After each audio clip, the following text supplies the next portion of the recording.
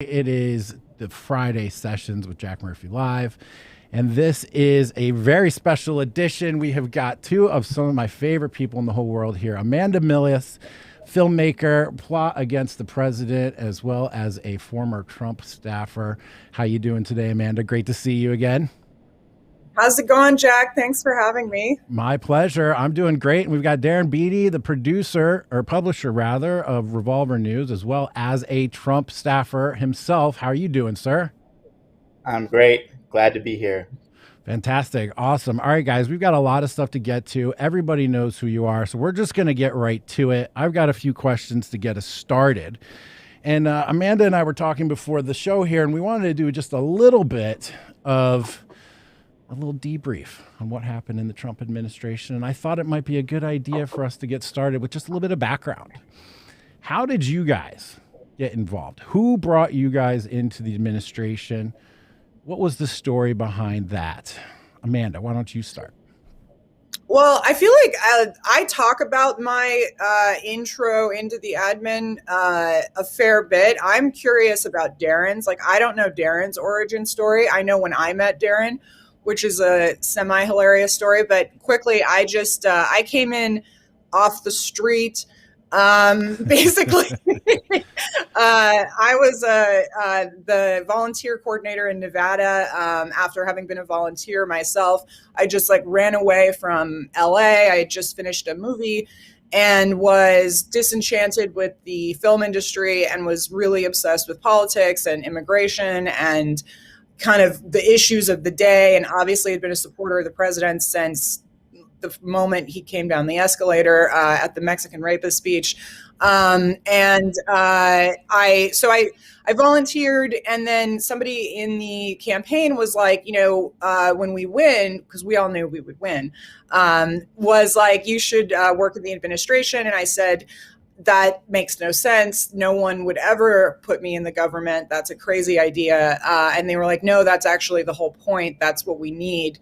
And then it was, okay, well, where am I going to go? I worked in the inaugural committee. And I can prove that because I'm drinking iced tea out of my one gift I got from the inaugural committee, which is a cup. Millions and millions of dollars, and all I got was this little cup. I really treasure my swag.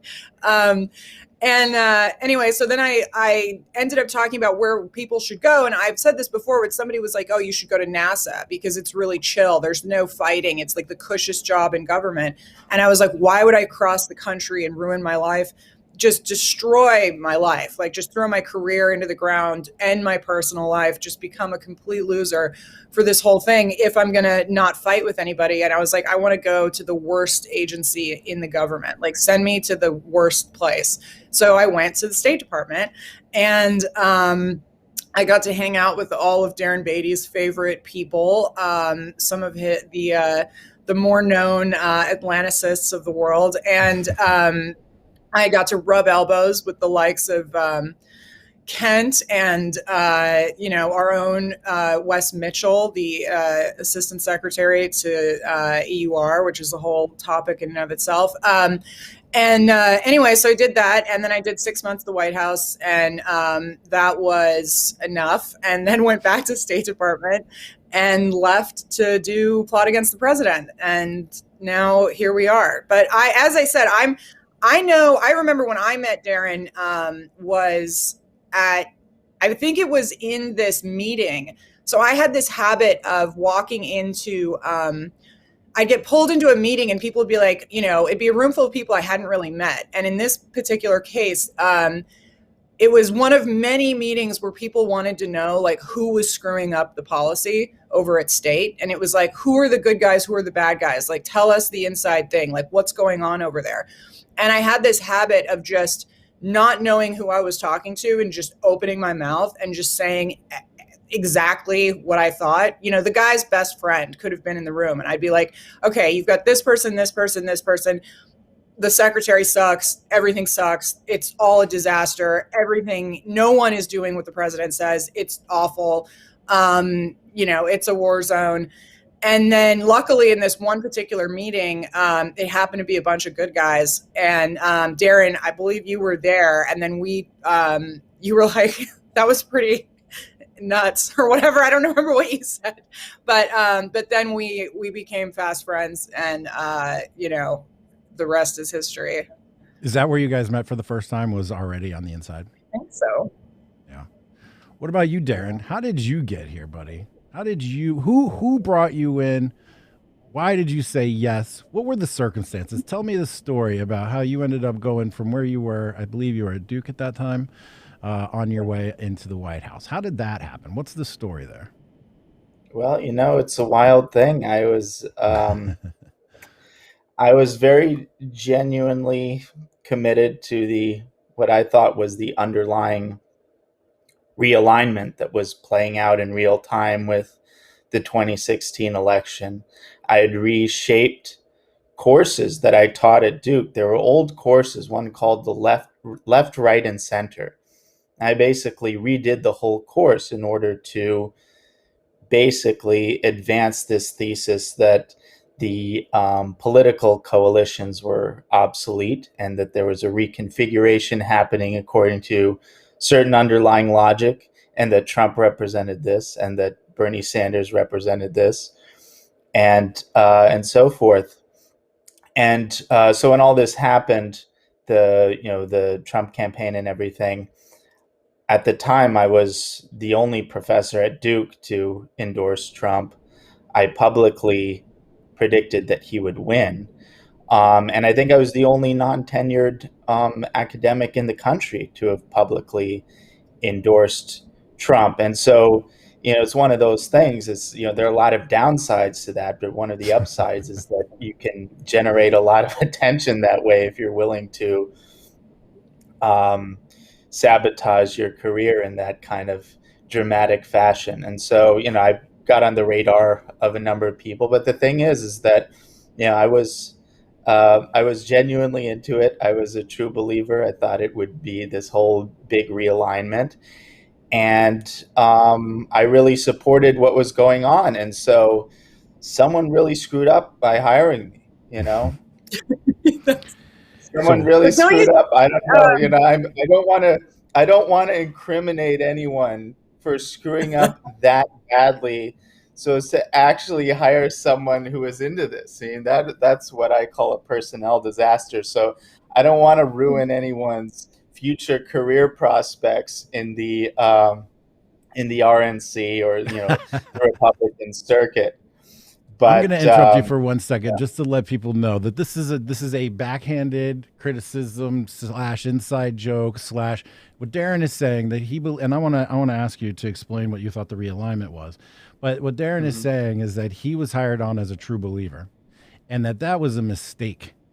That was a mistake because the administration itself didn't actually want true believers. They didn't want people who were actually going to perform the executive functions of this realignment and of this new mission that we need to have. And Darren, what was the realignment that you saw in your mind that you were pulling your best Cincinnatus, you're like doing your own thing and you're going to come in, you're going to help save the Republic. What is this realignment that you had in mind? How naive. I mean, even now it seems a little bit outdated to describe it, but it was the simple kind of realignment toward nationalism, the abandonment of the kind of free market ideology, the abandonment of the sort of George Bush interventionism, the abandonment of just kind of open borders policies, which in some kind of interesting ways is intertwined with the free market ideology, and just generally, kind of playing for keeps attitude and orientation that really would, all of those other realignments presupposes a kind of certain attitude and approach to governance that Trump seemed to exemplify, in those incredible days in the campaign. So that's basically, what I thought the realignment was all about is kind of reorientation of the Republican Party to, for lack of a better term, and more kind of an America First orientation, and really kind of abandoning a lot of the counterproductive and harmful and conveniently obfuscatory ideologies that are used to basically benefit a donor class, a ruling class. And it's just so different from the beneficiaries at the elite level to how that politics and ideology is communicated at the retail level. So I thought, Trump was someone who might, correct some of that to even a substantial degree. Amanda, did you have similar feelings when you signed up to join the administration, that you were there to make change, that you guys were going to enact, policies and guide the government in such a way that was going to help make those changes? No, I was equally as naive. And I mean, you distinctly remember the sort of sinking feeling the more and more times that you got rebuffed when you would act as though you were supposed to be doing what we said. And then you'd run into roadblocks and you'd find yourself, for me, it wasn't initially as much the roadblocks, because I was really allowed to do my own thing. And I remember I talked to Darren about this when we first met, because I always tried to strengthen my relationships with what I saw as the good guys at the White House, because it was a much easier, especially because we were both somewhat in communications. It was easier to sort of get things done when you talk to your counterparts on the ground and you didn't have to wait for some order to come through this filtered system that was flawed, to say the least. So I remember just being like, hey, like, what are you doing? Like, this is what I'm doing. What are you guys doing? Like, this is what I think we should be doing. And I happen to have a lot of free reign at this bureau where I'm putting together a lot of the messaging for foreign audiences. And I remember one of the first things we talked about is I was like, I tried to put stuff together to support Brexit, because at the time this was a big issue, right?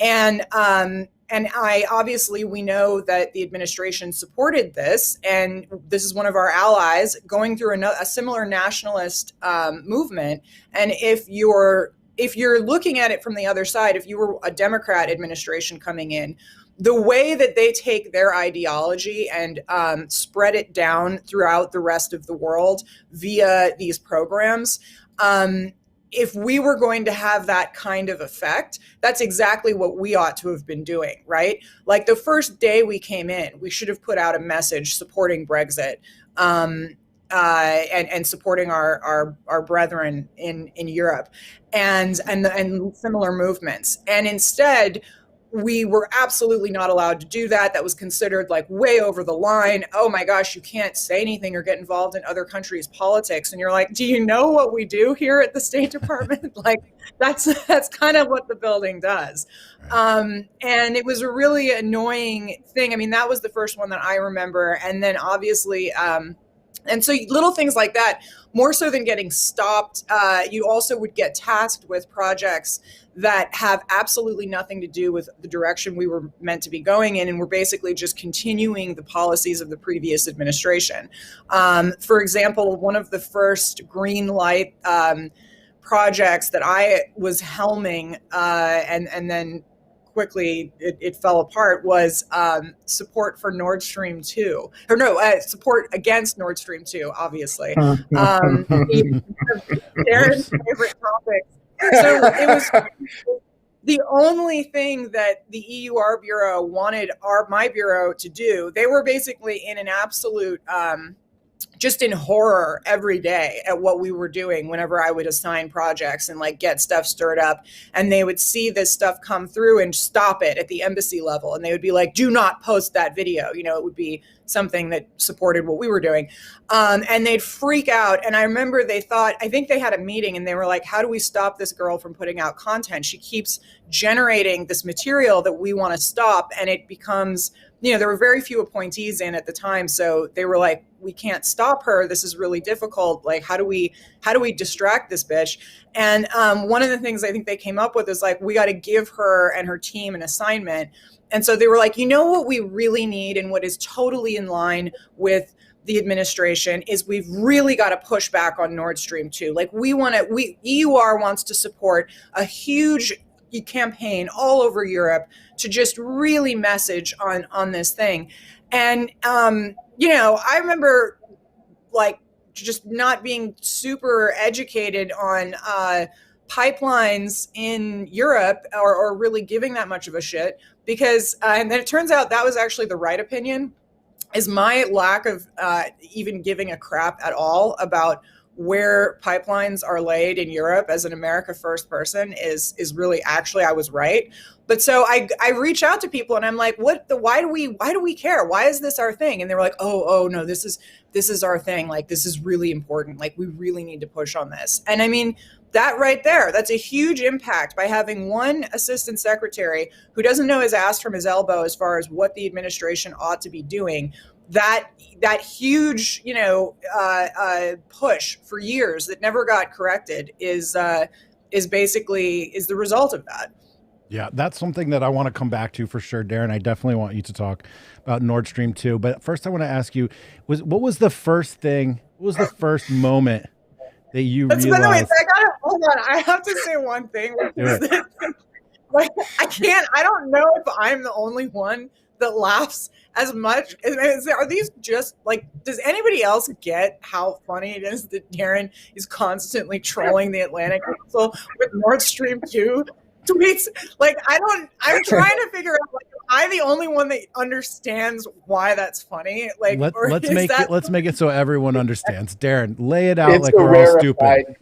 It's a rarefied group, for sure. Explain what this is and why it's funny, would you? Boy, that's a long one. But basically, it's funny because in a way it's kind of an obscure thing, and you have a lot of these people, these Atlanticists, which I suppose I would also need to explain a little bit, but they're this network within, we use this term deep state, and it is useful to a degree, but the deep state is not monolithic on all dimensions. There are different factions within the deep state with different interests, and they tend to come together whenever their claims are threatened by maybe getting a small amount of power. But in the normal operation of things, there are different factions, and one of the factions of the deep state is the Atlantis faction. This is the faction that is basically running the show when it comes to the color revolutions, which I and Revolver.News gained a certain degree of attention for putting into the public domain. This is the same network.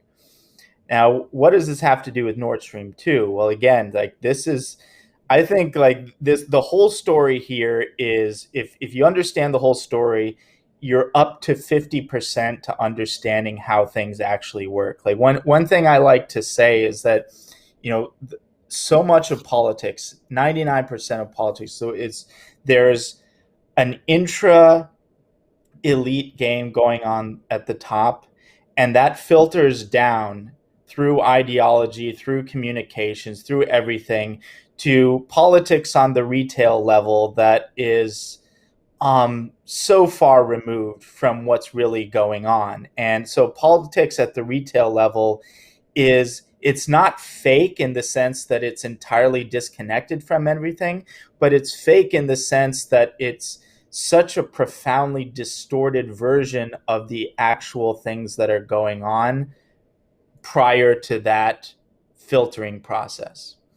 And so energy politics is one of those domains of politics that actually matters from the elite's point of view, ruling class point of view, and a lot of energy politics has to do with pipelines. So in a nutshell, the Nord Stream 2 is a pipeline basically that would more efficiently bring energy from Russia into Europe, principally Germany. And why does this matter? Well, it matters because if the energy is coming from Russia, that gives Russia substantial leverage over Europe. And specifically, it gives Putin leverage to counteract color revolution operations that people in the State Department and other agencies like to run in Eastern Europe. In fact, there have been several occasions of Putin basically effectively counteracting color revolutions in Eastern Europe on the basis of this leverage that he has with respect to energy, and this pipeline would only do it more so. And so you can see why this would be of interest to the national security apparatus, but of particular interest to the Atlanticists, so-called because of the Atlantic Ocean or the orientation toward Europe.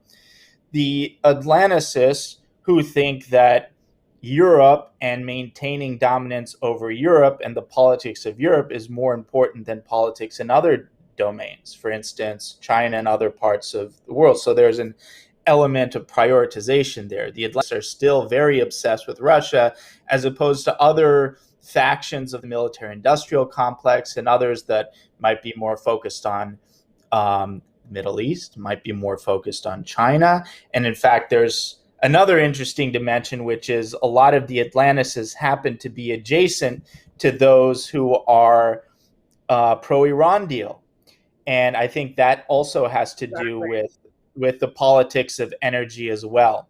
So in a nutshell, again, because I think the audience probably wants to understand more of the retail dimension, in a nutshell, what this, why this pipeline is relevant is the entire class of people, the entire network of people who tried to destroy the Trump administration, who basically have played an outsized and actually astonishing role in the censorship of the internet since 2015. And that's an entirely separate story that has not been told yet, but it will, I promise. So that the role that they played in censoring the internet, and the role that they've played in essentially killing two birds with one stone by basically conflating the populist threat domestically with the Russia threat geopolitically. And that's how you've gotten all of these censorship predicates that draw upon kind of national security imprimatur, like disinformation, for instance, the whole Russia disinformation, saying all the populist stuff that terrifies them, that's Russia disinformation.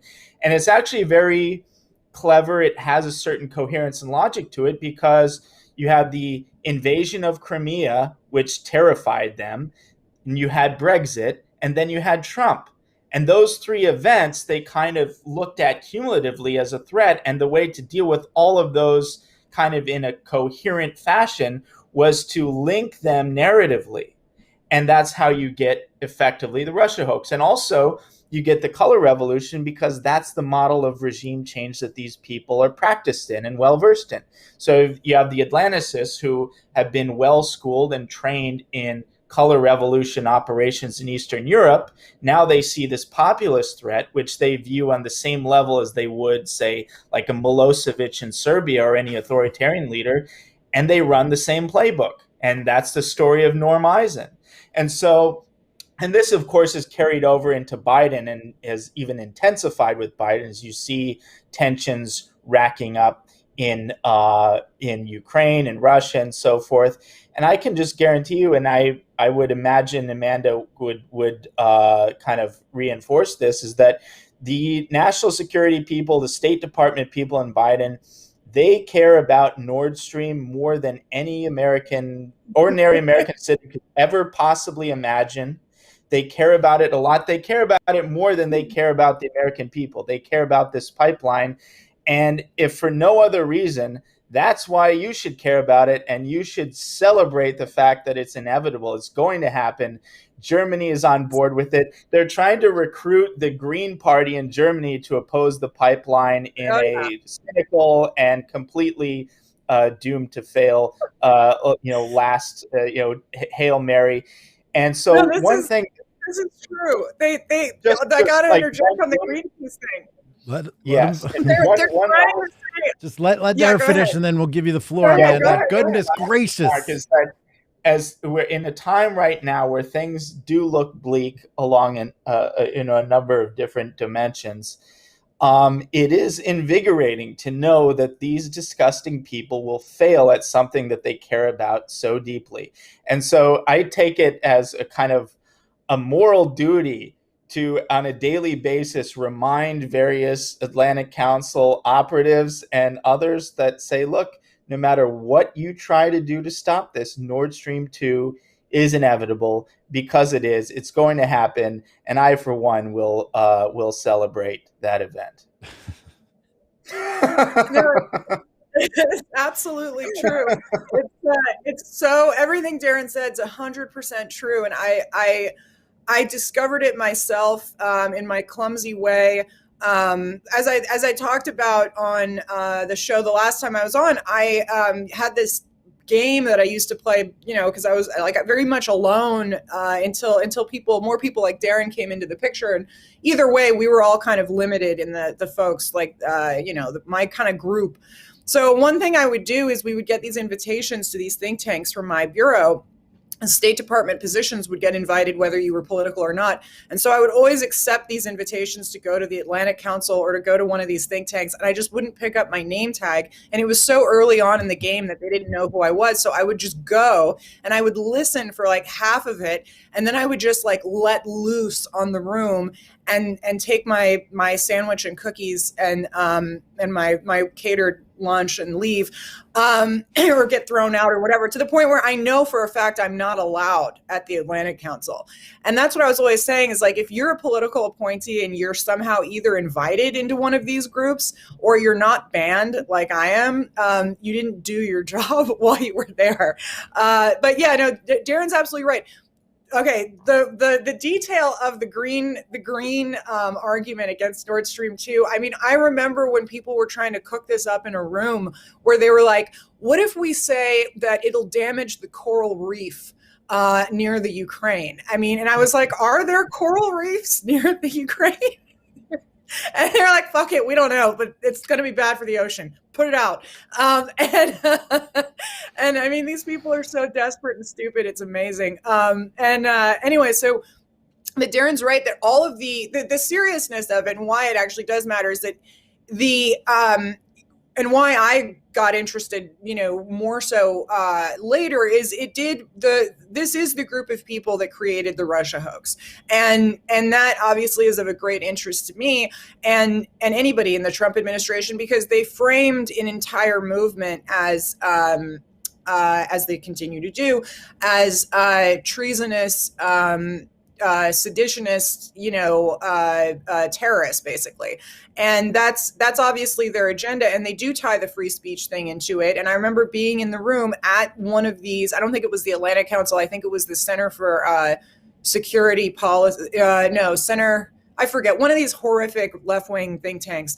And they were talking about, how do we ban everybody that we don't like? How do we get Fox News off the air? How do we ban Jack Posobiec? How do we do all of this? And all of those efforts were run by these people, the same people that would break out in a cold sweat at night about, what was going on in like minute detail in Ukraine.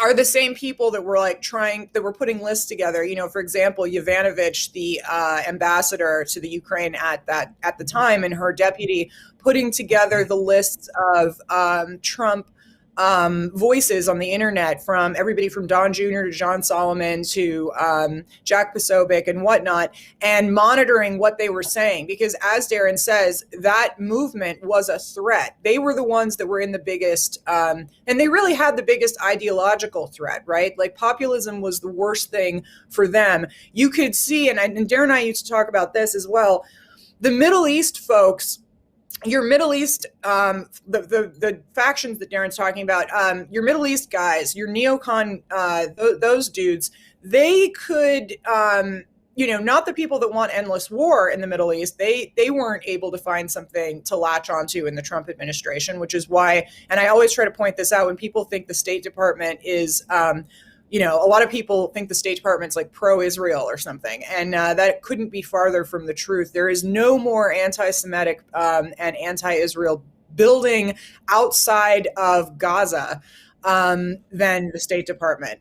And that's something I want to talk about a lot in the future. But anyway, on the Middle East faction, there was plenty of those neocons could kind of reinvest their interests into what the administration was doing on maximum pressure on Iran. And this is where Darren and I kind of differ. I fall into the tough on Iran category. However, I have to say, in recent days, when my own country is falling apart and my own country is in the state that it's in, I find myself giving way less of a shit about any of the foreign policy interests that I had before. And I feel like what Darren kind of does on a daily basis, usually as somewhat of a troll, is remind people that really we're in such a state that anybody that's prioritizing things that are happening outside of our borders is absolutely out of their mind.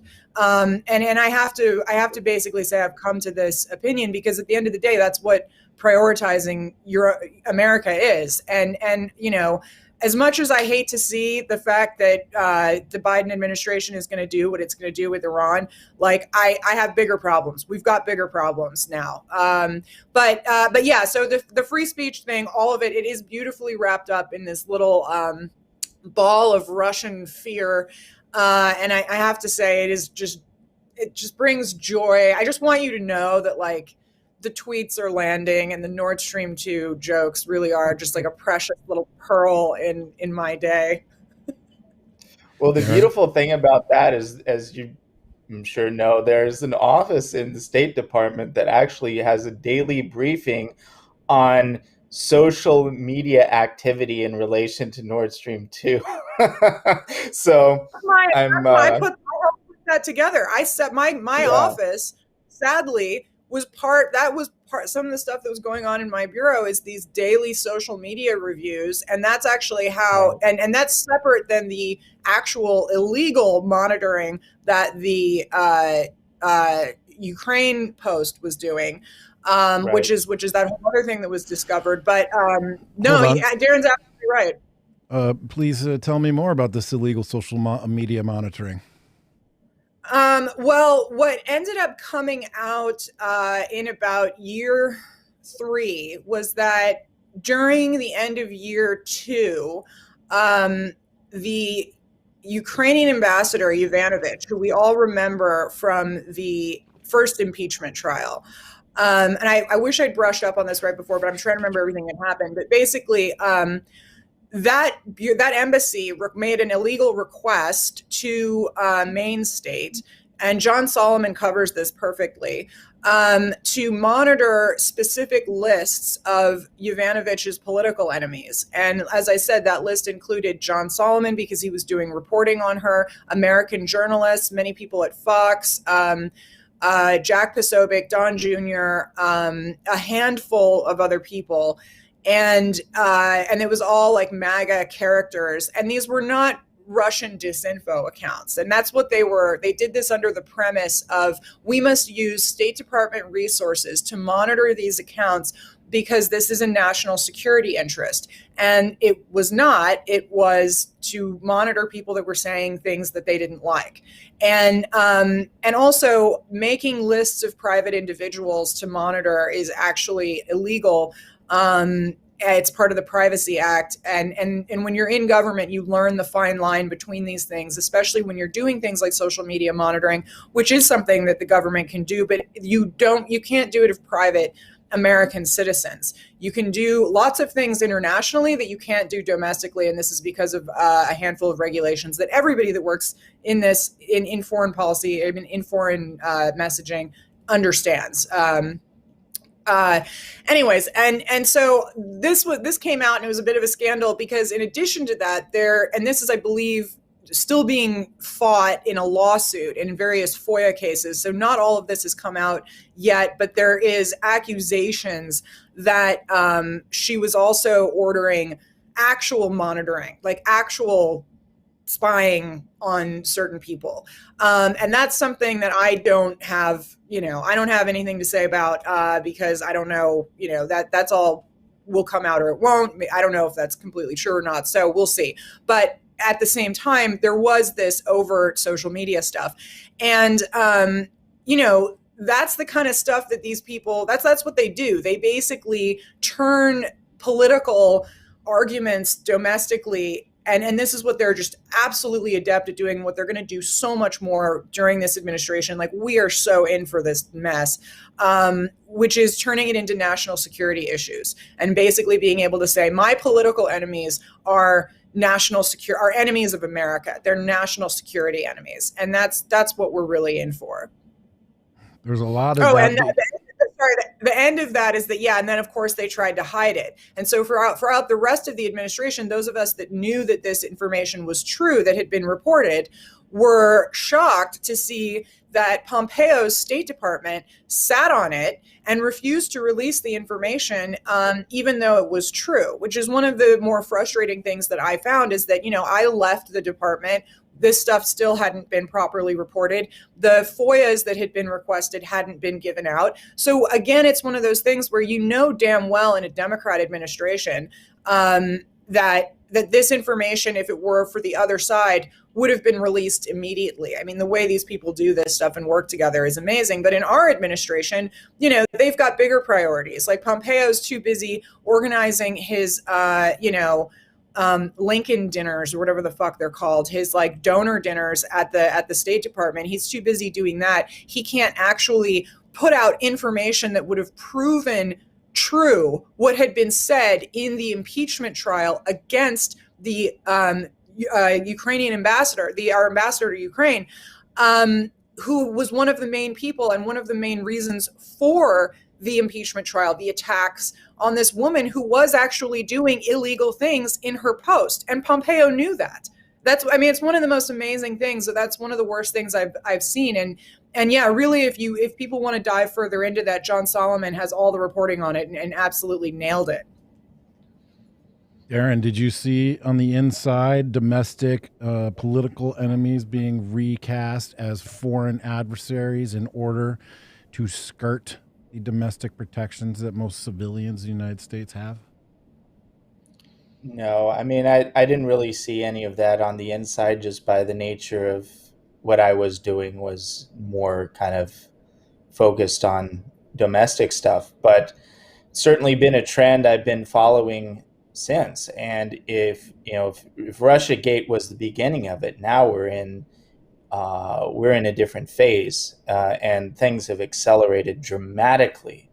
Really since 1/6, but even before that, and now, there's not even this necessity of linking things with Russia. Now after 1/6, it's domestic terror, and you see various politicians trying to link narratively 1/6 with 9/11. With the implication that, basically 74 million some Trump supporters should be treated as de facto terrorists or potential terrorists. And that represents a dramatic escalation in this pre-existing trend that, really the Russia hoax was the first major wave of. Now we have full scale, basically, War on Terror 2.0, which, instead of the first War on Terror, which is, disastrous enough, now it's, starring you and 74 million other people like you as the potential domestic terrorists. And really that's to contextualize it in terms of the bigger picture here, the national security apparatus, which has been politicized and weaponized against the American people. There's a number of things going on. there's a complete kind of ideological consolidation going on, a purging, a vetting. And you see that with the 60-day military National Guard stand down that occurred after 1/6. You see dramatic, extreme vetting. We get extreme vetting, but it's not for potential terrorists coming into the country. It's for people in the defense sector who may harbor sympathetic views toward Trump or MAGA. That's the extreme vetting we actually get. And it's just getting started. It's really just getting started. And it's Dude, I remember, I'm sorry, I remember very clearly 9/11 time. And unfortunately, I've had a guest on this show who actually wrote some of these words I'm about ready to criticize. But I do remember very clearly them saying, just these words smash, right? To get people associated, to associate certain ideas with certain events. They'd just be like 9/11, Saddam Hussein, Iraq, weapons of mass destruction, Saddam Hussein, 9/11, Al-Qaeda, Afghanistan, Iraq. And they would just mash them all up together in a way that there was just no way for the general public to really be able to understand what all those terms meant individually, what the relationships were to each other. And all you're left with is this notion that in the same bucket goes 9/11, Iraq, Saddam Hussein, Al-Qaeda, Osama bin Laden, all of that goes right together in one group. And that was very powerful. It was very convincing, and it was enough for us to send hundreds of thousands of troops over to the Middle East, occupy a foreign country, have millions of people die afterwards, destroy everything. That's how powerful those words are. And just standing in front of the American people and doing that word smash. We're seeing the word smash happen now. And just give a little bit more context, Darren, I'm going to turn it right back over to you. You see the word smash happening, and so there's one dimension is this total ideological consolidation, the de-Trumpification, maybe even using post-war Germany as the analogy that they have in mind, a de-Trumpification of basically every institution, but in particular national security institutions, as a precondition perhaps for a much broader de-Trumpification of the country. So you have that, but you also have kind of the more boring but bottom line explanation is that a lot of this national security infrastructure that grew out of 9/11, DHS is a great example. DHS was birthed out of 9/11, and you have these huge bureaucracies with commensurately huge budgets, and they need some kind of justification for why the hell they're doing and why they're getting that money. Now, they can get some of that out of the Russia stuff. I happen to think that a lot of the China stuff happens to be just like the new national security grift. But the third component of that is this domestic war on terror. And in fact, there have been a lot of meetings and documents basically indicating that all these bureaucracies whole scale are being kind of repurposed in order to kind of accommodate that new function, that new imprimaturs. The DHS purpose now is to prosecute this domestic war on terror. So, and that's a justification for its continued existence and its continued budget. So, like with most of these things, rather than, I think, a kind of like conscious, everyone sitting at the table conspiracies, which sometimes do happen, but in this case, it's just kind of a conflation of an intersection of different interests. And, one of those interests is, the financial interests of these institutions to justify these continued budgets. And that's aligned with, the kind of the political dimension of basically absolute full scale ideological consolidation. It's a remarkable thing to see. And it's actually astonishing to see how quickly things have moved in that direction just in the past, just this year, really. It's amazing, and I don't think it's going to slow down, really. I think you're right.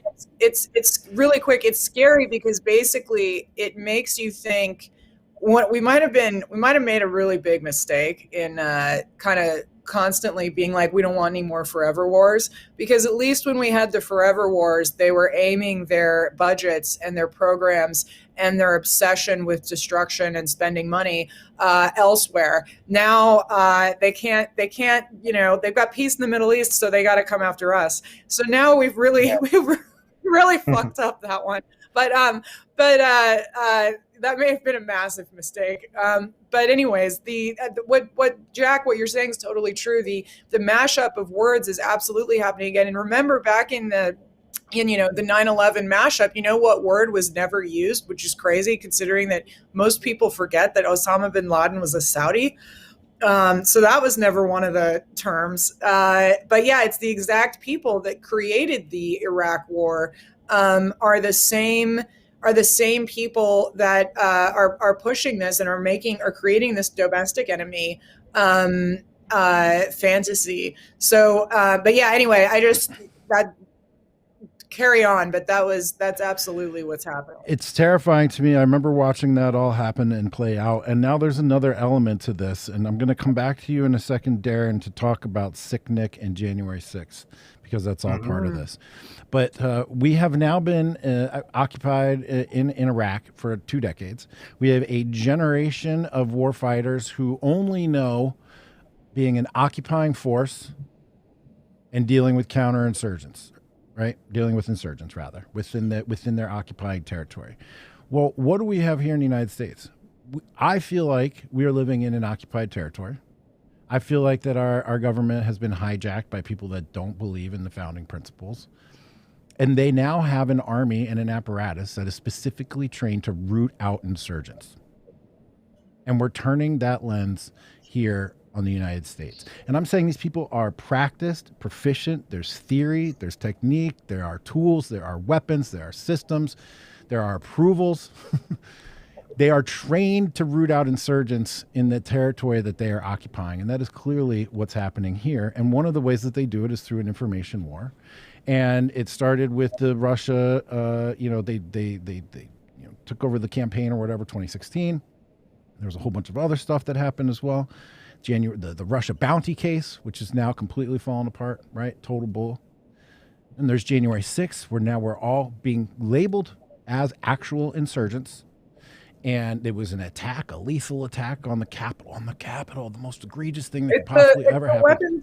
It's the weapons of mass destruction. The Sicknick is the weapons of mass destruction of the January 6th hoax. Indeed it is. So let's get into that. Darren, there was, at the time, on January 6th, I was on the streets in D.C. I remember the feeling and the energy. I didn't want to go to the White House. I knew bad things were happening. So I split after the speech. I went home and I watched everything that was happening. That day, there were reports of 4, 5, 6 people getting killed, right? Just murders and deaths everywhere. And one by one, those stories have fallen apart. And one of the most important ones is this one about Sick Nick. Tell us what happened, Darren, and tell us how Revolver was involved in sort of bringing that information to light. Yep. Happily will do so. Just a quick remark. I want to reinforce what you were saying a little bit earlier about basically what's happening is a counterintelligence operation effectively happening domestically on a broad scale. And there's actually one Revolver piece that comes to mind that I'd recommend to everyone. It's called FBI Deploys Creepy Sentiment Analysis Tools to Screen National Guard for Pro-Trump Sympathies. And it gets into this story, which is interesting in its own right, but toward the end, it develops this concept of, what originally we had American counterintelligence. Now we have what I'd call counter-American intelligence. And you see a lot of the key players in this are actually counter-intelligence operatives. And, you see them pop up in a number of these political controversies. The recent controversy surrounding Tucker Carlson, who criticized this obsession with transsexualism in the military, and he got in big trouble for that. And all of these official military accounts were jumping in the fray. You had, a ton of counterintelligence people in there, counterintelligence people from the FBI. So there are a number of people named in this piece that really underscore the weaponization of this specific discipline of intelligence as part of this broader weaponization of the national security state against, against MAGA, against Trump supporters. But at this stage, it's not even like Trump supporters just a convenient proxy. It's really against anyone who objects to this now popular term, the globalist American empire. Anyone who objects to the agenda, even on the left, people like Greenwald, people like the guys at the gray zone, they're in the same boat, at least with respect to this specific division, and they're all in the scopes of the censors and the counterintelligence operation. So that's kind of, I think, some important context. As for the Sicknick thing in 1.6, it's amazing and it's very important. And I really, the stakes are very high. So I have to kind of choose, pick what I say carefully, because it's now in a domain that can get very dangerous. So I'm trying to be careful about it. Not that, I think I'm going to get Terrence Yeekied. I hope not. But that there's, I think there's a lawfare dimension that I have to be sensitive to as well. Mm-hmm. So, but just in terms of the bare bones of the Sicknick case is, the original Revolver News story that exploded. The title I think is relevant to this, and the title was MAGA blood libel. And why is this a blood libel? It's a blood libel because Sicknick's death was used to characterize the protesters and the anyone adjacent to that as a murderer. And all of the headlines that you see, the deadly riots, the fatal riots, the murderous mob, all of those words were sitting on the back of this false narrative pertaining to the death of Officer Sicknick, who, by the way, from most accounts that I've seen, was actually a Trump supporter. And interestingly enough, there's an interesting dimension there, is from reports. I haven't, been able to confirm this with him or his family or anything, but or his friends, but there are reports that he's deeply critical of United States policy in the aftermath of 9/11 and the government's policy in the aftermath of 9/11. And so how remarkable that the national security state has tried to not only politicize his death, but to enmesh it into this narrative as the neo 9/11, where this guy himself was very critical of how the government used 9/11 as a pretext for a lot of dangerous and counterproductive and unethical things. And so you have this guy who's a Trump supporter, he dies, and the original narrative is that he was bludgeoned to death by the mob with a fire extinguisher. Now, the Revolver story, original story, the blood libel story, asked a question about this, saying this is not the case. There's no verification for this. This can't be the case. Shortly after that, the New York Times retracts that story and say this isn't the story. What really happened, it looks like he died from complications pertaining to bear spray. Okay, so that was a difficult story to swallow. Revolver did, it's one of the investigative pieces I'm most proud of. It did extremely sophisticated comparative image analysis, looking at this video that the New York Times released as an ostensible smoking gun, saying this just doesn't add up. So the guy who's supposed to spray him was standing really far away. It just doesn't add up at all. If this is the best they got, this is problematic, and it might explain why they're not even facing murder charges. The charges that these people were facing doesn't reflect the actual public narrative. And so that kind of, just disappeared into ether. And then sure enough, finally it's, they just released, they haven't released a toxicology report. They haven't released any of this stuff. They simply now acknowledge publicly that, okay, he died of natural causes. He died of a stroke. He was 42 years old, healthy.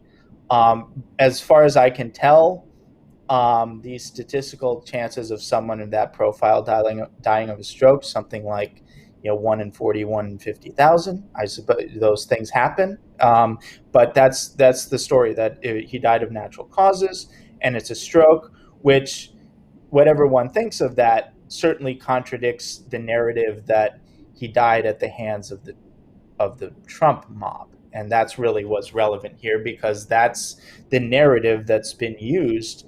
It's done a lot of the heavy lifting to justify this domestic war on terror 2.0, and that's just completely unraveled and has been exposed as a falsehood, if not a lie.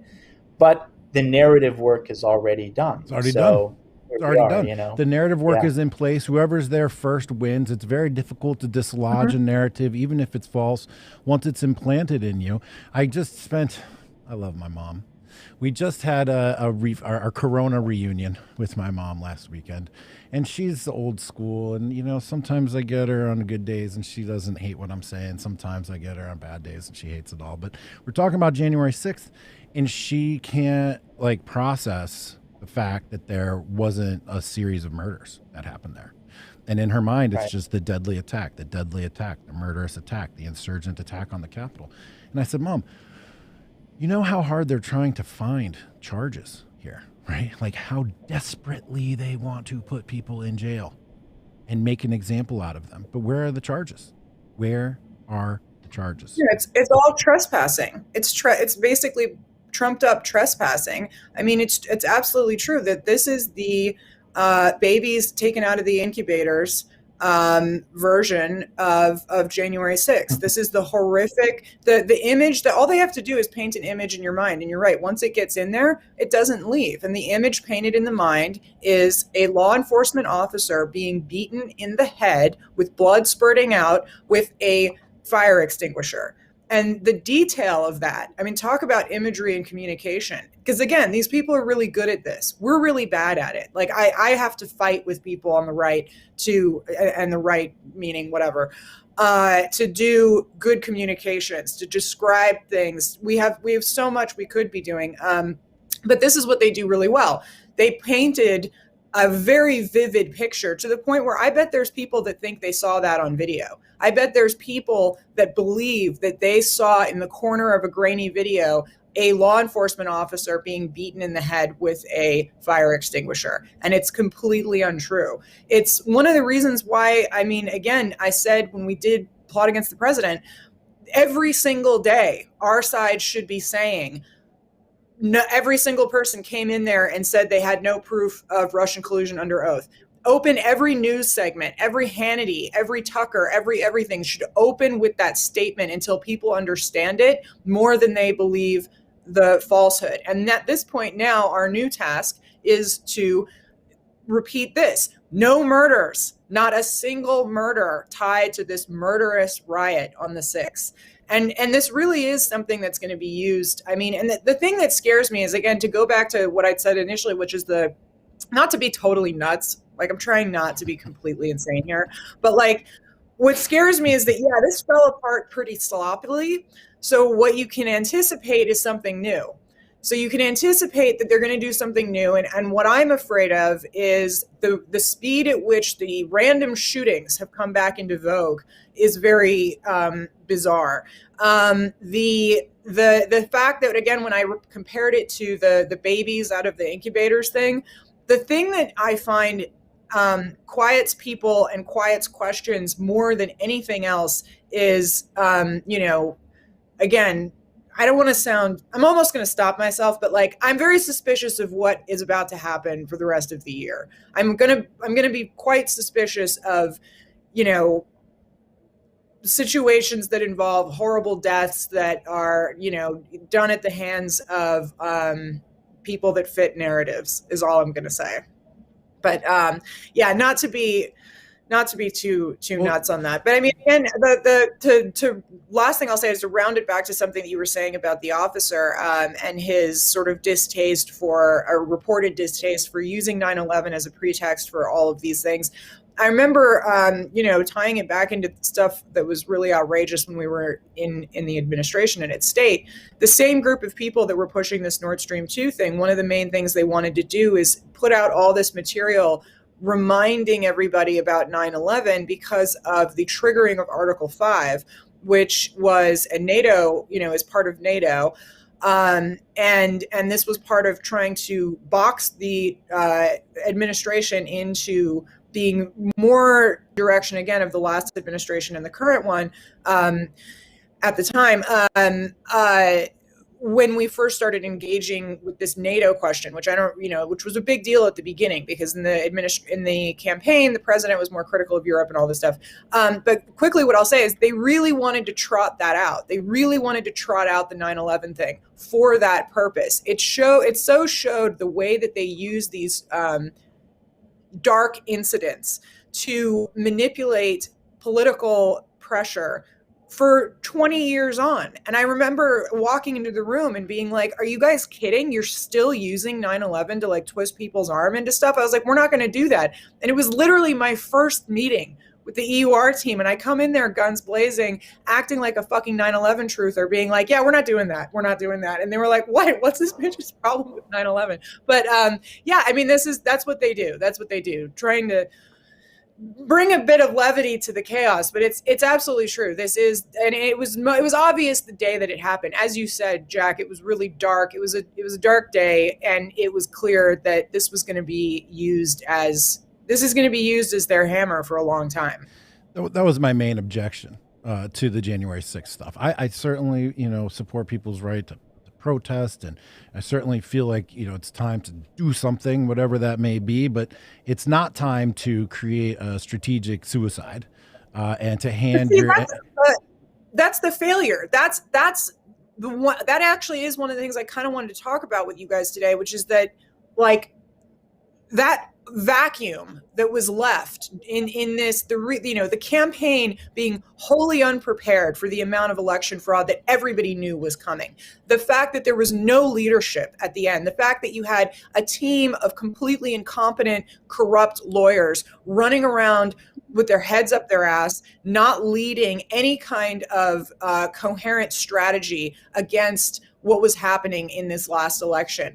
Of course, the vacuum is going to be filled with the wackier contingency and with people who just want to do something. And when you get a population that just wants to do something, like somebody do something, that's a cry for leadership. And that's the thing that is the most messed up about what happened, is that basically you had this storm of chaos that was so easily turned into this tool.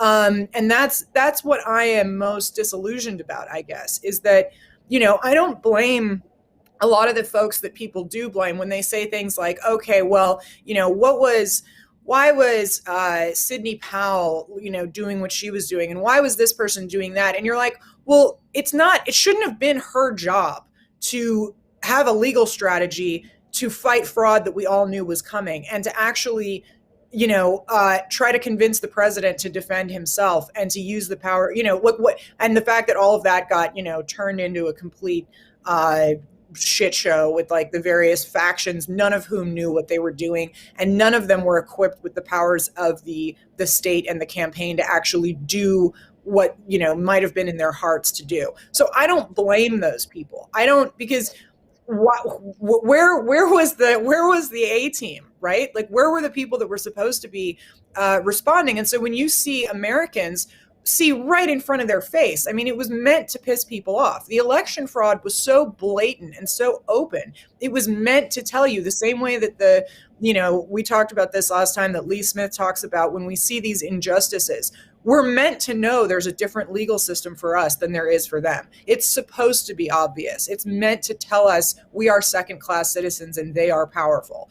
But the fact that Americans get pissed off at that and want to do, and they see something so blatantly obvious happening to their country, I'm surprised there's not insurrections every day. I mean, I can't believe that people are, I can't believe it only happened once. I mean, I'm using the phrase as a quote. But anyway, so that's one of the things I wanted to get your guys' thoughts on, is like the power vacuum. Like, what the fuck happened at the end there? Sorry, I have to stop saying bad words on the show.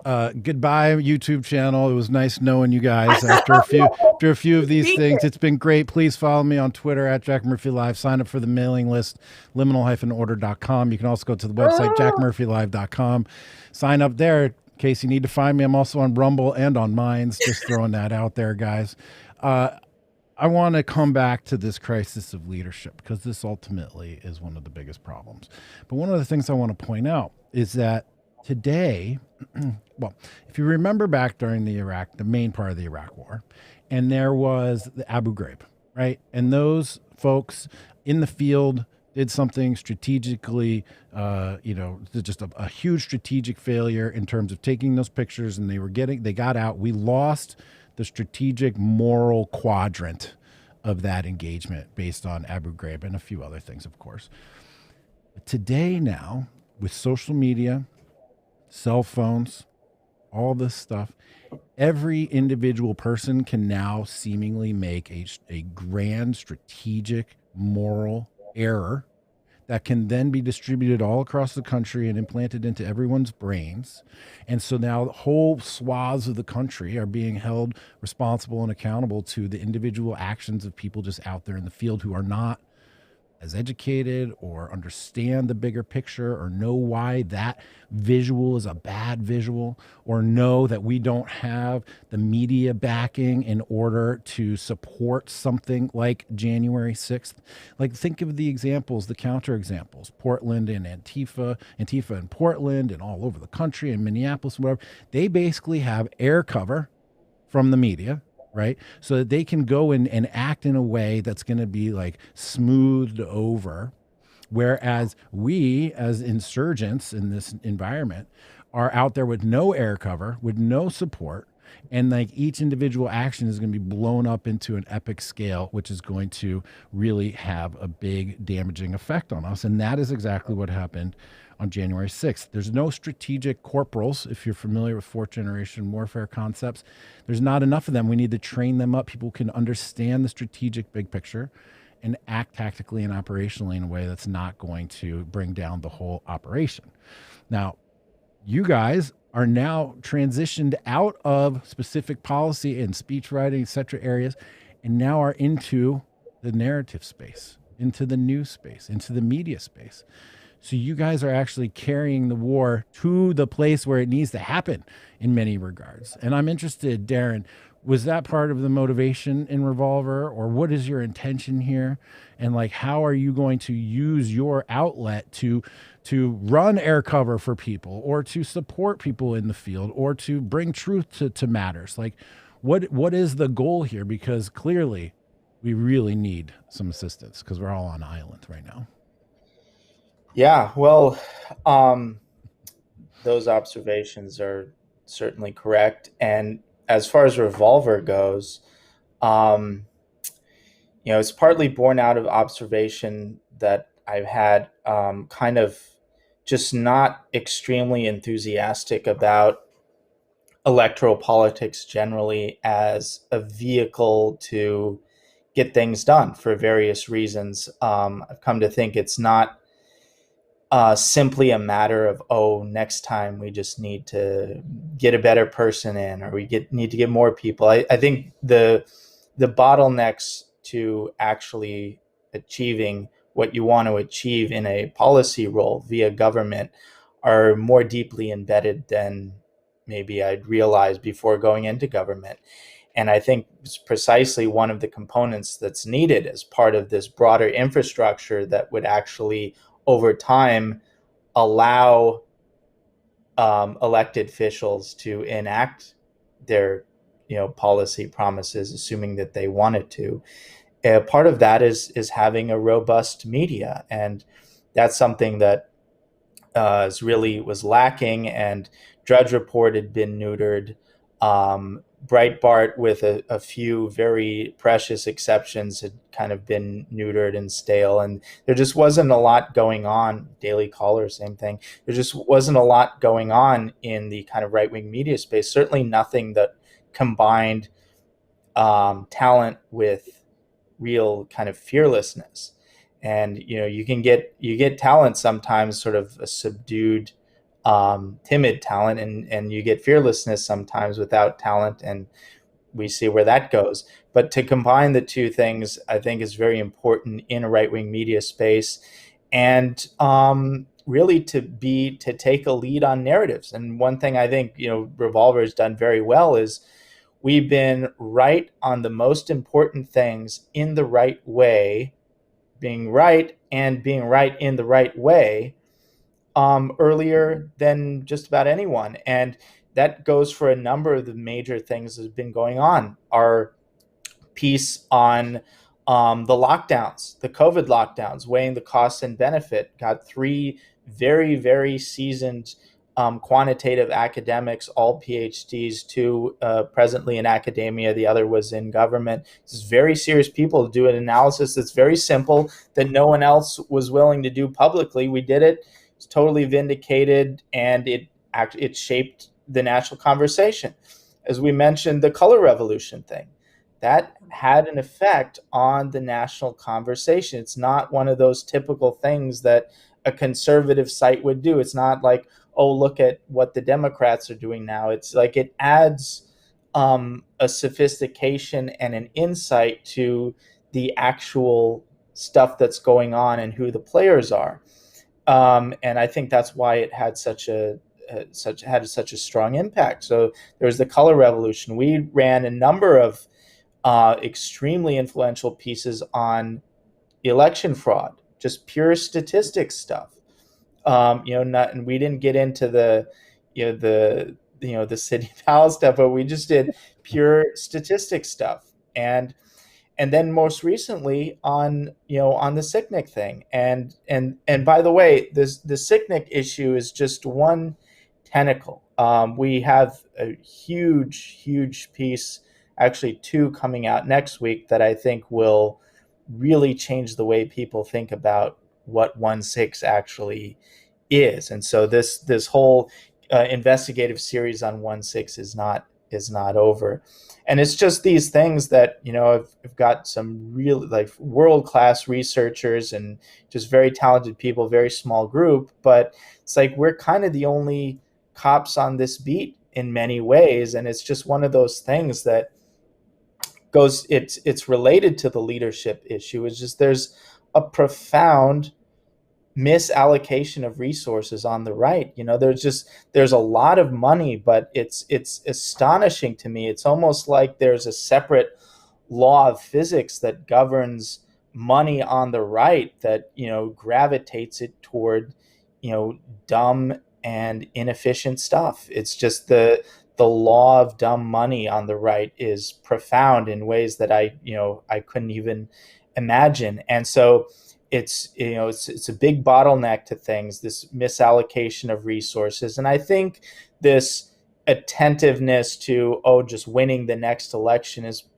part of that. I think it speaks to a lack of creativity, and we need to there's an infrastructure that needs to be built before we really get out of winning elections what we expect to get out of it.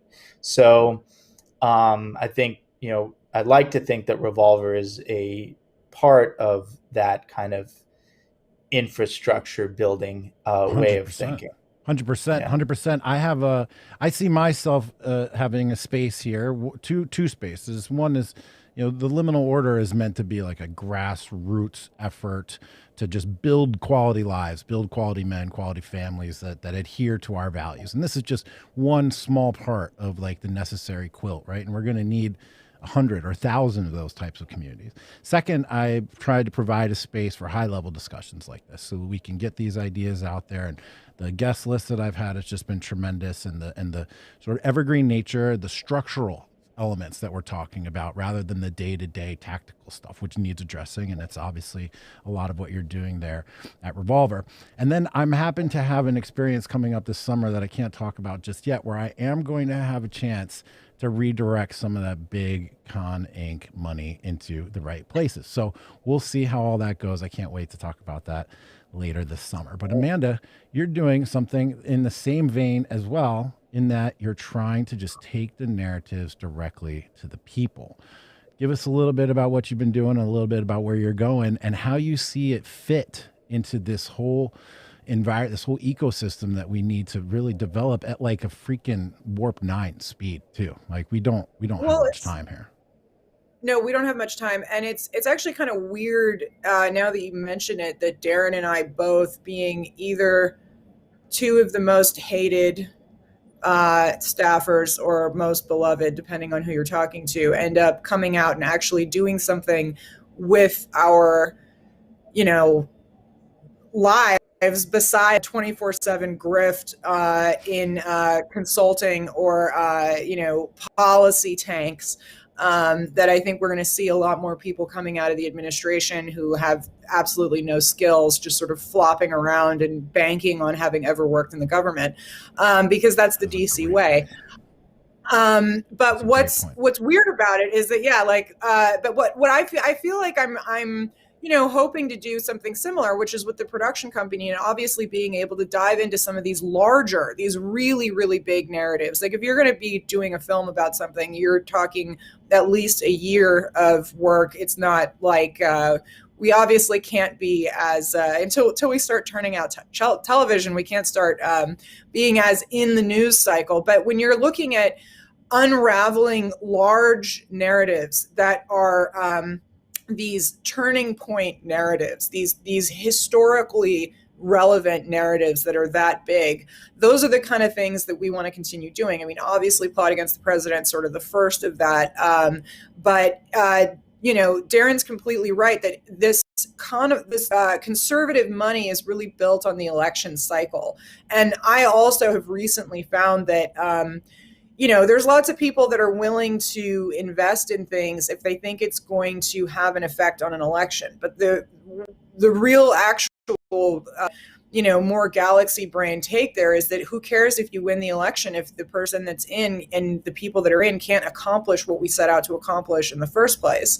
And creating the ground for that is absolutely the place we need to be in. So I also am kind of hoping to take a step back and do the larger piece narratives on some of these issues, and regardless of the sort of 4-year cycle politics. And frankly, that's weirdly enough, that's what the left kind of does, right? The left almost has like a China take on this. One of the things we always talked about with China is China has a 500-year outlook. Right? They're looking at where they're going in the next 100 years. That's their plan. Whereas the United States can only see 4 years in front of its face every time because of the nature of our, political, our system. But the Republican Party does the same thing. The right, if you will, does the same thing, where it's like, well, we can promote culture and media and news and all of this stuff because it'll help us win the next election. Whereas the left is planning this long cultural march through the institutions for the last 60, 70 years. And what's our plan for 60 years from now? How on earth? That's how you find yourself in the position we're in now, where we're persecuted domestic terrorists because we believe in the Constitution that was actually what the country was founded on. That's how you find yourself in that position, by not looking far enough out into the future and just writing off things like Hollywood because it's lame, and academia because it's boring, and whatever it is, and just being like, oh, well, leftists always go to those places. I mean, the reason these institutions have completely corroded to the point where there's not one left, nothing. Even the military, that's one of the things that I think we talked about a little bit earlier. And frankly, another one of Darren's best troll themes, which is the tactical, I can't even talk about it, but the tactical items is like, it's one of the lessons that like it's the right has to learn. this sort of glorification of like the military will save us because the military agrees with us. We are now seeing, and the Band-Aid is being ripped off so quickly and painfully and correctly. And Tucker's piece on the pregnancy flight suits and everything that Darren's been talking about, it's so important, because to understand that we truly are without an institution is very, very important at this point. I'd like to just restate the point that you made earlier, which is you two are bright, you're energetic, you're aggressive, you get things done. One of us is a little brighter than the other, but I won't say. Maybe then all three of us. You get things done. You're people of action.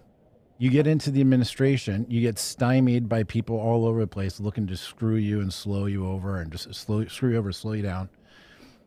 First thing you guys get out when you get out, you build media companies. So you're the people that take action, know what's going on. You've been stymieing. You don't get out of the administration, go work for some freaking lobbying firm, some kind of consultancy, some kind of bullshit think tank. No one would hire us. Remember, I'm not even allowed on the premises of the Atlantis Council. And there is zero way that anybody's hiring me or Darren as a lobbyist. I know, but there are things that you could do. The grift that you could be running could be endless. You could be collecting money, not getting anything done. Hell, you could be running campaigns in districts that have no chance of winning just to collect money. You could be doing all kinds of stuff. But what did you guys do? You guys started media companies. Why? Why is this important? Narrative. The stories. It's all about the damn stories, man. Everything is about the damn stories. And now that there's more stories all the time, everywhere, everyone has their own story. This is one of the biggest factors leading to the splintering and the polarization and the lack of unity and cohesion and cohesiveness, is the fact that we all can it's a good thing. We can all choose what narrative we want to believe instead of just being told the one story that we all believed in. It all got us rowing in the same direction on the same slave ship.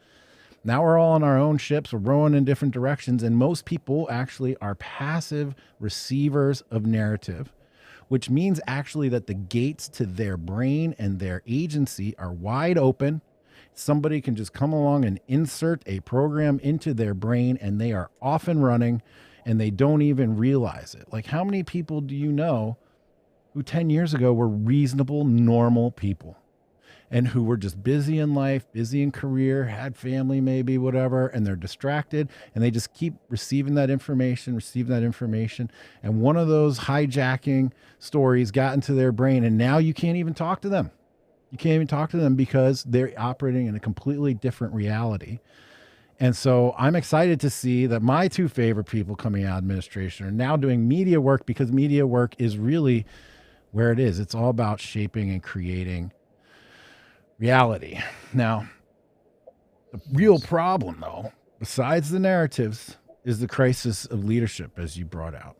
And I would be curious as to hear, the listeners are very interested and we want to get a little inside baseball and then talk about the big picture. But is there something in either one of your experiences, Darren or Amanda, that stands out terribly so, where the crisis of leadership was just obvious and maybe people got sacrificed, programs didn't get delivered, initiatives weren't taken? Yeah, Darren got fired. Let's start there. True. Let's start there. Finally, to have the man himself on the channel, because this is always my number one example. Because I'm like, how the hell do you fire Darren Beattie? Like, how do you have Darren Beattie in your administration, in speech writing, in communications? And I said this on your show. I think I said this on your, I can't remember, but I was like, it's insane. But I mean, that's, affected you more than anybody else. But obviously turned out to be the right thing, because look what you've done. But I think there's so many instances where we could have, the frustrating thing is you really felt the urgency. At least I did. I felt like there was no way we had 8 years. And I think a lot of people were kind of cooling their heels and imagining that there would be all these great things accomplished in the second term. There was a lot of immigration issues, the immigration bill that we never did. And I talk about this all the time. Every time there's one of these performative, supposedly America First congressmen or whatever proposing these immigration reforms that are nothing compared to the bill that we could have done and that would have actually been legislation and that would have actually solved the issue. And the fact that there's just, like I mean, pointed this out, talk about the grift. There's in the supposedly, Trumpian blessed policy group, the thing that, I mean, I don't care if people want to do that. Like, obviously every president has like a policy, a think tank or something that they're more associated with than others, and try to, keep their people going or whatever. The fact that there's not a single immigration expert in that, there's not, and people forget that that's the issue we wrote in on. It's the most important issue in the United States. I mean, it was until we were all declared domestic terrorists. But the fact that there's not a single immigration expert on that, what are their issues? Like, who cares about anything else? And that's sort of how things were treated in the administration, where it was like, oh, well, we're doing our our press placating projects right now. We're doing tree planting. We're doing infrastructure week for the 80th time. We're doing all of these other things, but no, we can't do the immigration bill because it's too controversial. We'll do it in the second term or something, and here we are with this crisis at the border, and all of our various executive orders that are written in sand and blown away. So that's frustrating. But yeah, I mean, I'd say there's going to be a lot more of that. There's going to be candidates. There's going to be and I think we just have to be careful to not, I think as Darren had said, like, it's bigger than just the leadership. We have to create the environment for the leaders that we eventually choose to actually do what we want. Indeed. Darren, I want to ask you, point blank, Trump, incompetent, impotent, ignorant, overmatched? One of those? It seems like there was so much there, so many ideas, but all of the execution, consistency, delivery, seemed like it just wasn't there. Was he overmatched? Was the system too big for one person? Was he not networked enough? What was the issue? Well, that was, certainly part of it. I mean, the irony of the whole thing, because a lot of the so-called fake media would like to call him an authoritarian, but what was remarkable is how little authority he actually had. In term, and you can even look at that term in its literal sense, is that he is not the author of the things that his own administration was doing, and he had really little say in it. And frankly, I think he didn't have very much interest in having a say in it.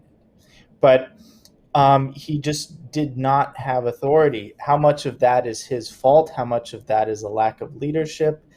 That's more questionable. But the idea that he had authority, I think, is a false one. And you can even go down the ranks. It wasn't just Trump who didn't have authority. One cabinet official who's gotten a lot of criticism, and justifiably so, is Bill Barr. But Bill Barr didn't have authority. Trump didn't have authority over Bill Barr, and Bill Barr didn't have authority over the Department of Justice, which is to say that, it can be simultaneously true that Barr was a coward and didn't, push things the way that he needed to push it, but it's also true that if he had, it wouldn't have worked. It's because he didn't have authority over the vast bureaucracy of the DOJ. And in fact, just putting myself into his shoes and thinking, okay, well, I can, get to work here and try to, prosecute Antifa and do all these things that people want me to do, it will be ineffective. I'll be sabotaged. I'll be hit with leaks. Then Trump will lose the election because his campaign team is incompetent, and it's clear what's going on with the mail-in ballots, which he knew and he acknowledged on air. And then he's going to lose, and then he's going to get the Roger Stone treatment, the Steve Bannon treatment, the you mishandled classified information treatment, and all what for? So, like, I think if I had to kind of identify a leadership issue, though there are many, this lack of authority, this lack of interest in wielding authority is one thing that certainly was a problem with Trump. And then there's also not really creating an environment that incentivizes people to take risks for you as a leader, and because oftentimes people get burned and have nothing to show for it. And so that's another thing you need to make sure that if Bill Barr were to stick his neck out and actually do something, that he would be taken care of, and that Trump as the president would have been in a position to take care of him. Now, I don't mean to give Bill Barr credit that he doesn't deserve. Apart from the fact that even if he were a good guy, he wouldn't have been effective. He just wasn't a good guy, because there was a culture of just rewarding bad people and a lack of very many good. So I guess, because this sort of the post-mortem of the Trump administration and its inadequacies, that has been done so much. I think one kind of thing to keep in mind when analyzing it is not to conflate different threads of inadequacy. like it's one issue that there was no authority from Bill Barr's sense, and then it's a separate issue that even if he had authority, he wouldn't have used it properly. But those are two different things. And then on top of the fact that Trump had no authority over Bill Barr, so there, and that applies in really a number of different domains. Really, the only people who got their way, Paul Ryan, that legislative agenda got its way as a matter of policy. And to a certain but more limited and complicated degree, the foreign policy types, like the Sheldon Adelson wing, got their way for a little bit. But actually, even that was kind of counterproductive. If I can just sneak in a kind of somewhat of a backhanded compliment pertaining to Nord Stream 2, is that I think even though the Trump official position was highly antagonistic toward Nord Stream 2, because again, it's like you have this guy who's supposedly this big, Russian agent, and yet you have people under his nose, probably unbeknownst to him, issuing sanction after sanction against, basically anyone who's ever been in a room with Putin is put on sanctions. And, does Trump really know about this? Is he micromanaging it? Does he care? No. So is the story of Nord Stream 2 and his Europe people, and people like, Grinnell, who have been good on some things and bad on other things. But I say kind of jokingly, but I think it's kind of true, is that Grinnell has helped to ensure the inevitability of Nord Stream 2 because he irritated the Europeans so much that he set them on, I think, an irreversible course toward strategic autonomy, even carrying over into the Biden administration. Just he was so distasteful to the Germans that they're like, okay, forget it. We're just not dealing with the Americans at all. And then you have a lot of kind of interesting unintentional consequences from the foreign policy approach. And part of the resistance, I think, from there's a difference in prioritization from the Atlantic Council people and the kind of the Sheldon Adelson types, but there's also a difference in methodology and approach. And a lot of the reason that sort of some of the more integrated national security types, like back in the day, the Zbigniew Brzezinski types objected to the Iraq War, was that the real heavy-handed sort of break everything in the room shock and awe approach, which in some ways just transmogrified into the mindset of some like Sheldon Adelson and what he may have been advocating. That approach, apart from the prioritization, has blowback effects. It's not delicate. It's not, the color revolution model has its own blowbacks for sure, but there's a delicacy to it that, at least in the minds, I think, of its practitioners and advocates, circumvents some of the unintended negative consequences of the heavy-handed approach. And so I think that sort of just and it's not even an issue of going to war or not. It's just the aggressive, heavy-handed, approach that I think, at least rhetorically, people like Grinnell had and others, like even the Atlantic Council people who are also very much against Nord Stream 2, there's a difference in approach and methodology. And I think the Atlantic Council people are very much aware of this unintended result that the Grinnell team and sort of the Trump team has actually helped to ensure Nord Stream 2 on the basis of that kind of heavy-handed approach that is not always received very well. No, I mean, it's actually kind of amazing. They should never have forced us to do their policies, because when you put Trump people on, it's just going to blow up. It's actually beautiful. It is quite amazing. The fact that these Atlantists got in there and twisted the arms and the levers of power so that we were doing their policies in our way, which is like the Buffalo and the China shop way, and it ends up just completely blowing up. That we should have actually pursued all of their policies. We should have actually taken. That's actually basically that's the lesson in this, is that you just hire Trump people and let us do horrific policies, and then they'll just all blow up. Right? No, amazing. Yeah, there's a lot of funny dimensions in there, but I would say, as to like the leadership issue, the authority question, certainly a big one, yeah, and it goes several rungs down too. It's like Trump doesn't have authority over his people, but his people didn't have authority over their respective bureaucracies. Could that have been?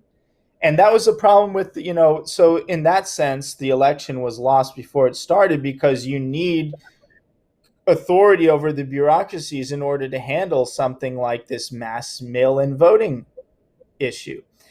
And I think another one, as long as, I'm not one of these guys who's, criticizing Trump all the time. I appreciate what he accomplished. He, this idea of people being able to follow in his footsteps, he was just wired in such a way that he was able to shake up the system in the campaign. And I don't think people appreciate fully what that entails. So I definitely give respect for that and other things. But wait, I had another criticism, but I just forgot it. No, it's good. In that praise. So if I remember, I'll just interrupt me. I'm still like, I try to explain to people, because people do often want to criticize. I mean, I'll criticize the administration, but at the end of the day, like, I still am a Jonestown level Trump supporter. Like, I don't want to drink the Kool-Aid, but if we have to, I will. You know what I mean? Like, I'm beyond actual critical thought on it. Like, I really do just love the man so much that, like, I can't.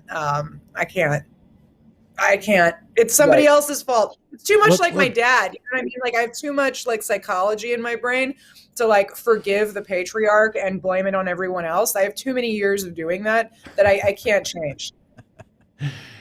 That is a funny comment. In retrospect, there's a lot to unpack there, Amanda.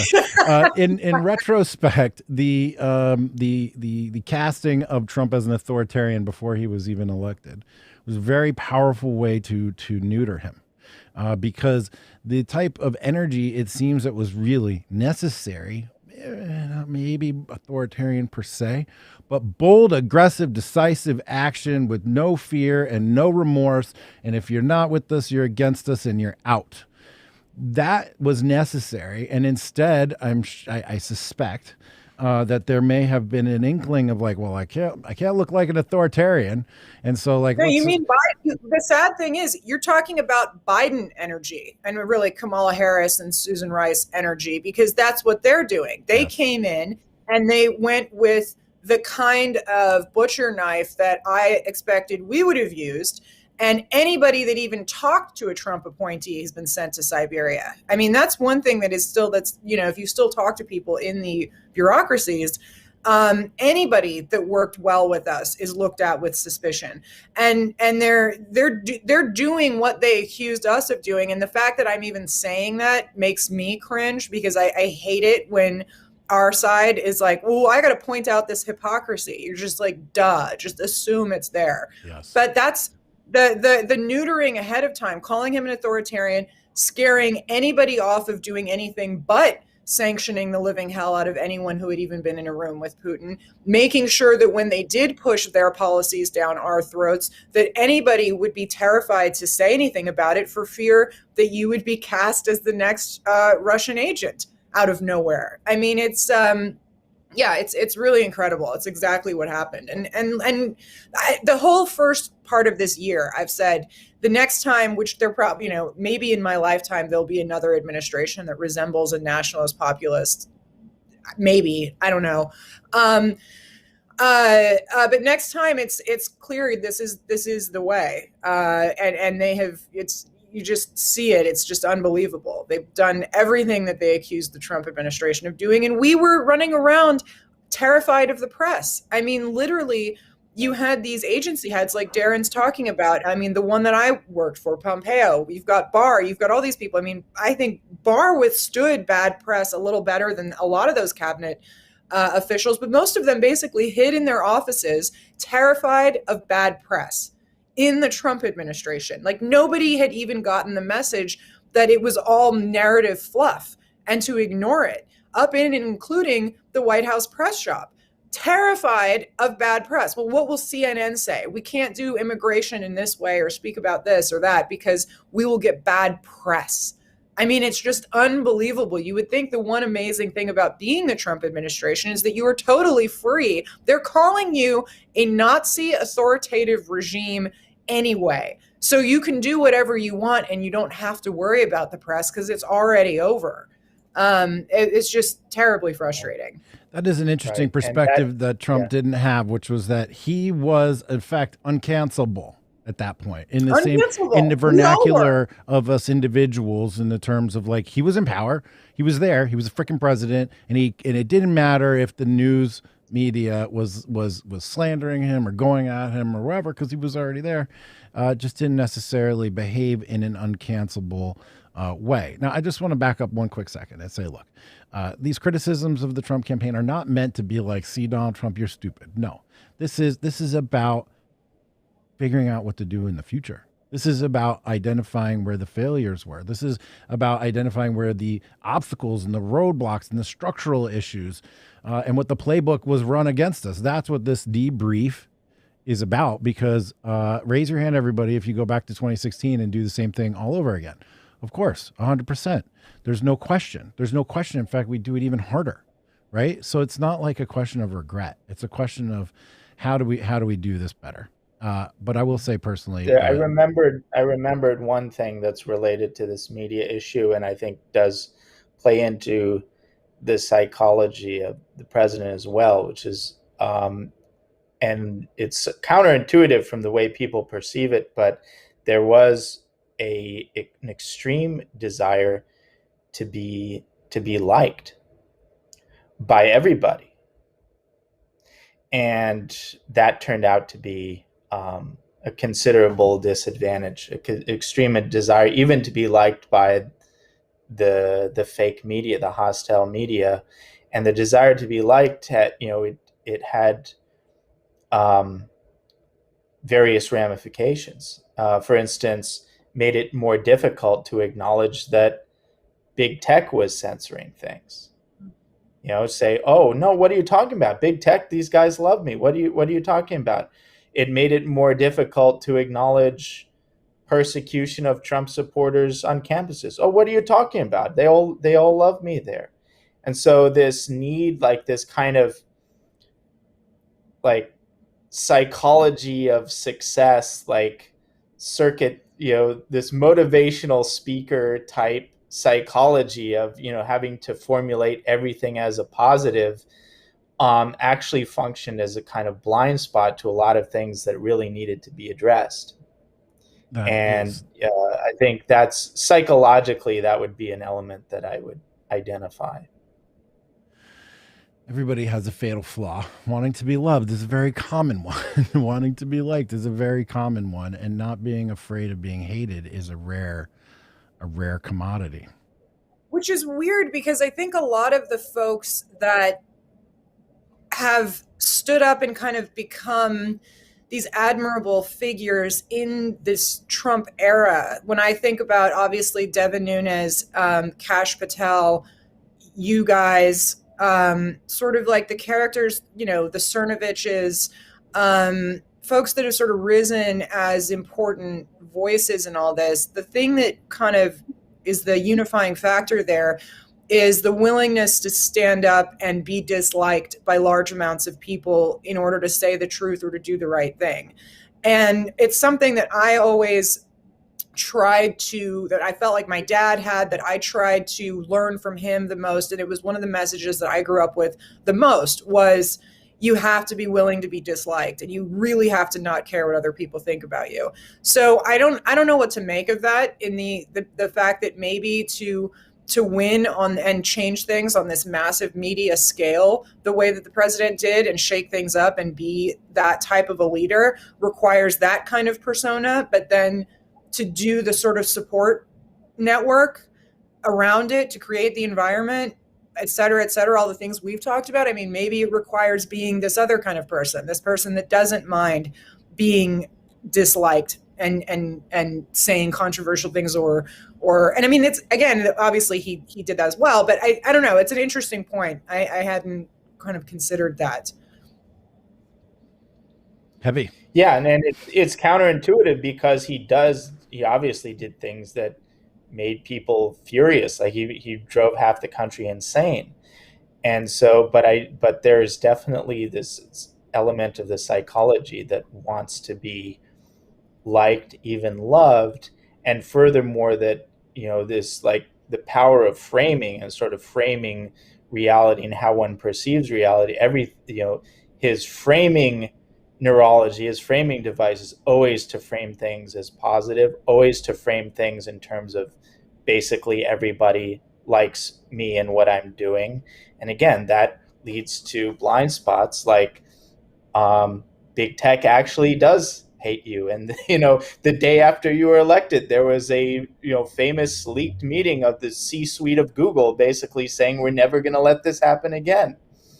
There was a problem on campuses. Yeah, they were right. There was a problem on campuses where, you couldn't even wear a Trump hat. But the idea in his mind that you can't wear a Trump hat without, risking physical violence, that in his mind, like, to acknowledge that reality is to say there's something negative about himself, that there's a dislike there.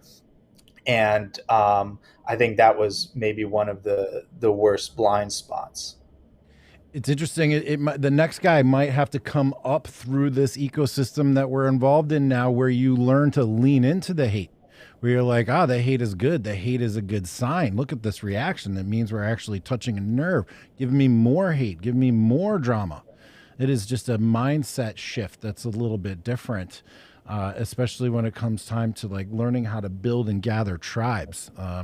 Online, social media, Amanda, certainly with what you're doing, Darren, with what you're doing, you guys are in the realm of changing minds, right? Because you're presenting facts and narratives in a way that's counter to what people are thinking, and that's obviously 100% required. On the more, nitty gritty social media level, you're not ever convincing anyone of anything. You're really just out there trying to attract like-minded people. It's tribe building. 280 characters isn't enough to convince anybody of anything, but it is enough to signal to other people, like, oh yeah, okay, this guy knows, we're on the same page. I'm going to get with him. We're all going to team up here. The next guy that to be successful is going to have to understand that. is going to have to understand that. I remember when Brett Weinstein was trying to put together that like Dark Horse project where they were trying to get a couple of other people nominated and a Democrat and Republican and whatever. And Brett called me and he asked me, he's like, who would be good? What would be a good what would be good characteristics? And I was like, well, the first thing is they have to be networked. You have to be networked. You have to be bringing your own distribution. You have to be bringing your own tribe. You have to be bringing your own star power and able to circumvent all this other stuff. And in the process of building something like that, you learn how to lean into the hate, lean into it. Are you leaning into the hate these days, Darren? Yeah, I mean, I'm invigorated by it. I think I'm wired differently. I do.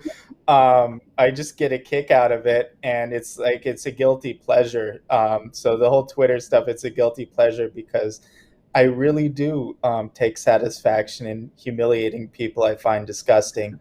And Jonah Goldberg is one of them. Brandy Zadrozny. And the thing is, it's, a lot of these people, they're just not used to being in the arena. They're so protected from any criticism.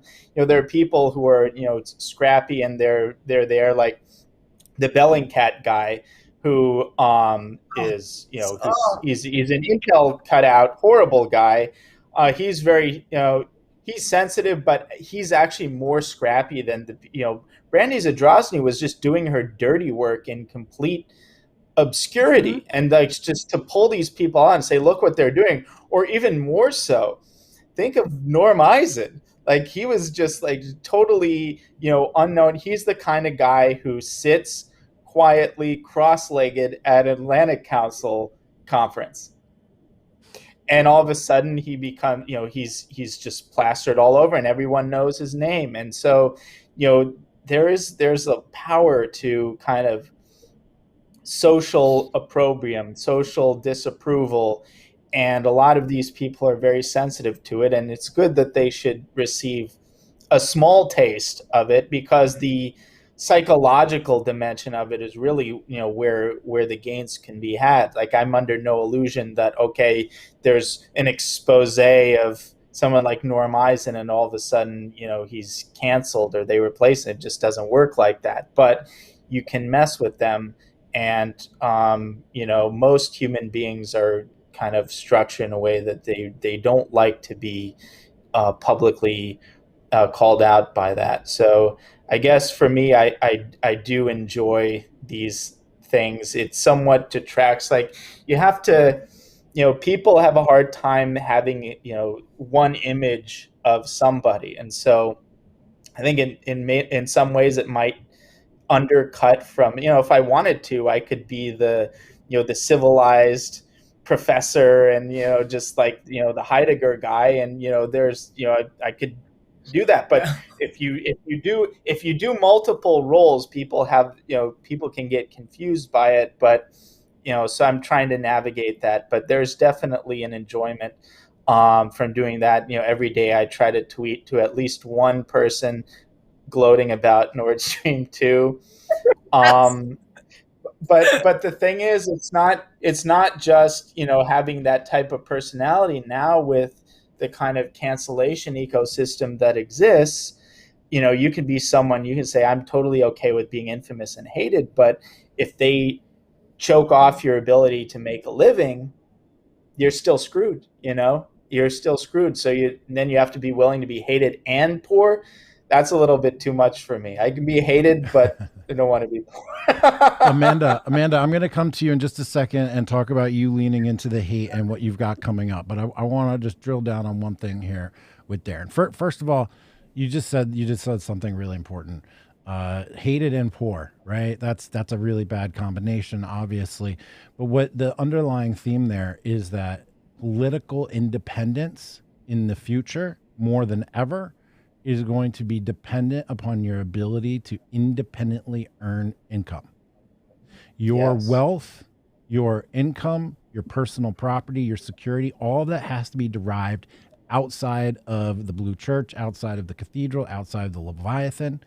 You have to find a way to become financially independent of the system, because the more we are locked into the system, the weaker you are, the less room you have to maneuver, the less freedom you have politically, the less freedom you have of speech and exerting your constitutional rights. So more than ever, physical, financial, and personal sovereignty are essential in this environment, and now more than ever, and especially moving forward in this environment, Darren. Definitely. And just to follow up on that, sort of one kind of the spiel I give as the fundraising pitch for Revolver that's related to that observation is that, it's most people, there are people like the Brandys, Zadrozny's, these others who make a living carrying water for the system. And that's like playing on ultra easy mode no matter what they do. Brandy Zadrozny, she styles herself as a disinformation reporter. She's supposed to expose disinformation. Let's just talk about the Sicknick thing. She spread the Sicknick fire extinguisher bear spray disinformation. It's too good. She was spreading Sicknick disinformation, and yet she attacks the site that actually was right about it from the beginning. But that's the thing, is she doesn't have to be right. She doesn't have to even be especially talented. All she has to do is carry water for a regime. And this is, again, I don't want to get into this separate conversation, but I've been doing a lot of thinking about what it is about a civilization in the stage that we're in that is so accommodating to mediocrity. Like, mediocrity does thrive, and it's not just, oh yeah, people are mediocre, but there's a special quality of the stage that we're in civilization in our country that's extremely conducive to mediocrity thriving in a number of domains, and it has to do with the trade-off between competence and basically buying into the increasingly untenable lies that undergird the system. And so it creates a kind of selection for a certain type of mediocrity. But you can have, mediocrities like Zadrozny carrying water, and they can make a great living for the regime, even if they really screw up and their news agency has to fire them, they'll land on their feet the next day, no problem. So that's a certain group of people. There's another group of people who make a living dependent on the system, but not carrying water for the system. So that's like anyone in a corporate job. And if you have a corporate job in America, forget about free speech. I hope for your own sake you don't have any interesting opinions, because that's an existential liability in corporate America. Forget about it. You'd better be a slave. And so you're not carrying water for the system, but you're making a living kind of as part of the system. Then there's another category, which is making a living independent of the system. And that's hard to do, and I have respect for anyone who does it. But then there's the final category of people who make a living challenging and humiliating the system. And that is the ultimate kind of challenge mode, but it's also the ultimate satisfaction if you can pull that off. And that's the space that basically all three of us are in. So, good for us. I almost started to pat myself on the back there, but then you did it for me. You're absolutely right. And Amanda, you experiencing a ton of the same things as well, and you're now back out into the real world. You're producing films and media and series and shows. And so what has your experience been now that you're back out there? You're fundraising, you're shopping projects, you're interviewing people, you're planning it out. What is your sense about what we're talking about right now, and how does that feel? And can you lean into the hate at the same time? Well, I mean, look, I don't want to be poor and canceled either. I mean, I don't even know how to be poor. I wouldn't know what I would do. I mean, I tell people I'd be the first person in the gulag to sell everybody out. Like, minor discomfort throws me off very quickly. Like, I'll sell out the whole movement for a pack of cigarettes. I'm just going to tell you guys that right now. Like, if they put me in an uncomfortable situation, like, I'm just going to be like, it was them. But but no, I mean, the terrible thing is that, yeah, I actually, as I said, I feel, I mean, look, I joke about that, but like, I think we all care far more about being able to tell the truth and to be able to say what we actually think than anything. And part of that is being financially independent because of the way that, as you say, to challenge the system is the hardest thing. And that's the ultimate goal. And I feel lucky in that way because, like I've said before, which is that in my particular field, I don't have any competition. Hollywood has abandoned making the kind of movies that I want to make and that half of America wants to see. So I have a very minor little, I think hiccups that myself and people that are far smarter than me that are working on these things, which is a distribution issue, which is not that hard to solve. We get those things ironed out, and suddenly we have this massive market to make whatever movies come into my and my friends and people that I find mind. And here we get this amazing freedom to have this market all to ourselves because nobody else wants to do it because the industry that does it has left the room. It has left everything on the table. So it's a really actually kind of invigorating and wonderful place to be. And I mean, I imagine that, we're all kind of in that position where it's like, because we're doing something that could be categorized by really dumb people as something that's somewhat controversial or hard, you find yourself in this sort of peerless position where you're just like, well, I'm just going to do what I like. And it's an amazing thing. You're like, okay, and there's a lot of people that want to hear what you like, apparently. Apparently there's a lot of people, Jack, that want to hear what you want to talk about and that want to read what Darren and Revolver are interested in covering and putting out. And they want to see what I want to fool around with making movies about. So it's actually a really great place to be. I feel it's the one thing, like I say, that I feel positive about in this declining civilization that we're all in together. It's hard to be publicly joyous in the face of some of the circumstances that are going around. But, there is benefit to living by example, right? So guys who are listening, guys who are in the liminal order, or interested in the liminal order, this is something that we focus on constantly. Developing your personal sovereignty. It is the only path to actual liberty. Okay. Darren nailed it. He said, if you're working in a corporation, you don't have liberty. You don't have free speech.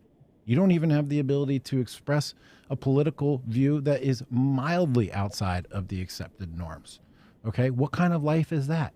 You're in debt from student loans. You're chained to a desk in a corporation. And you can't even exercise your constitutional rights to the extent that they still remain in this country for fear of losing your job and your ability to feed your children. And then, of course, having that plastered as the first result under your name search on Google for the rest of your frickin' life. That is a very meticulously crafted form of slavery and servitude that is almost decentralized, which makes it very difficult to combat. Okay, but it doesn't make it any less pernicious. And so it's important for young people, especially, holy cow, man, do I hammer my own teenagers with this over the head constantly.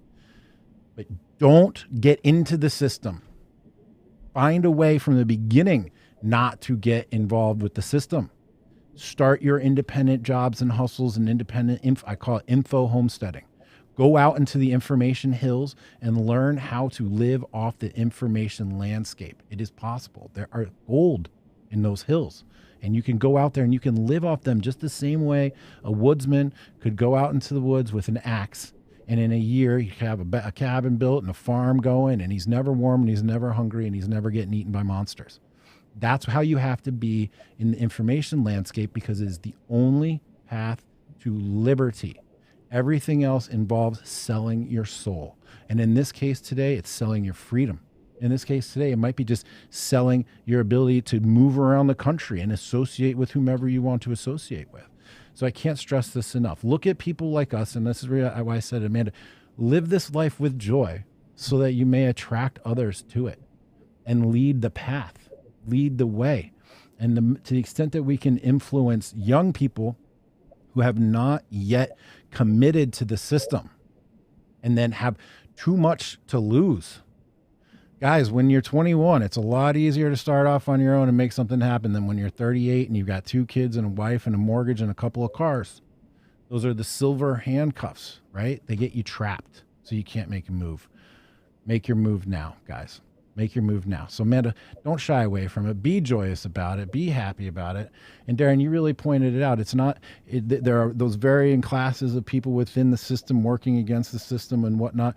And there's that one extra element that we didn't even really mention, is that if you can make a living challenging the system and be set up in such a way that when crisis comes to you, you get even stronger. That's the final key, right? Is this sense of anti-fragility where crisis comes, you get stronger. And that's what I've tried to just live out in person after my doxing in 2018. My life seemingly just shattered into a million billion pieces.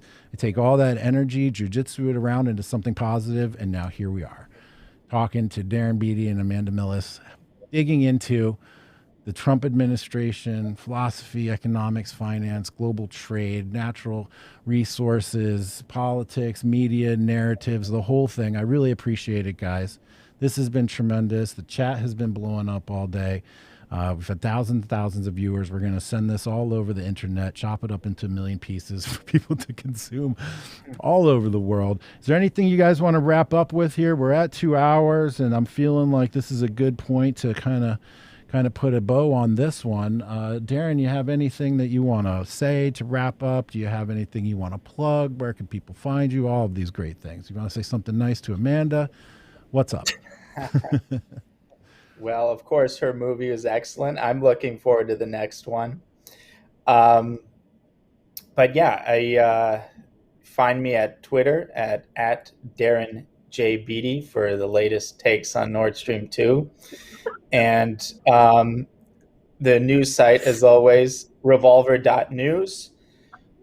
Check it often, check it every day, multiple times. We've got, as I mentioned, next week, we've got some stories that will completely reshape the way people think of 1/6. So that's going to be pretty big. So stay tuned for that. And thank you. It's been great. It's been great company. So thank you both. I appreciate that, Darren. Amanda, what's going on? Where can people find you? What you got coming up next? Where do you want to send some people who can support you?